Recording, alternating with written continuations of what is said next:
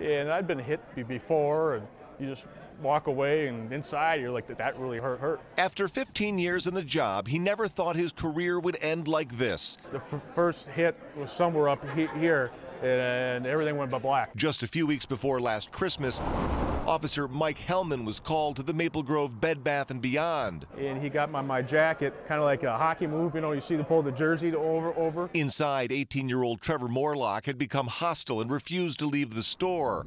When a taser did little to stop the man's erratic behavior, it got physical. Everybody kept telling me, just go, if I go to the hospital. That's why I said, no, I'm fine.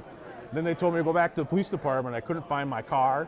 I couldn't find my keys. Hellman suffered a traumatic brain injury but refused to see a doctor. Well, Paul, yes, of course I remember you. Like many cops, he saw it as a sign of weakness. It's supposed to be tough. But the hardest part was admitting he needed psychological help. Lots of ups and downs. For post-traumatic stress. And it's not just from this one event. I've seen many traumatic things in my career that I was told just to put away with a lock and key. At first, Hellman turned down any kind of fundraising. Very overwhelming. Now on leave from the department, friends and colleagues hosted a benefit. Thank you for coming. To help with his medical bills and rehabilitation.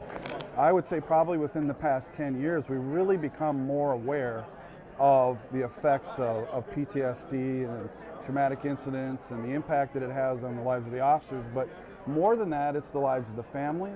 The response was so overwhelming, more than 100 people had to be turned away from the benefit poker tournament. Hellman is now using the unwanted attention to raise awareness among others in law enforcement that it's okay to talk to somebody about the stress of the job. A year ago, I would have considered it if an officer had to go seek psychological help, it was a weakness. And I fought the system hard. And it took several attempts to break the shell for me. With all they see and do, it's not realistic to ask them to just put it all away and deal with it by themselves. Don't be afraid to go seek help before it wrecks your career or your family or your life.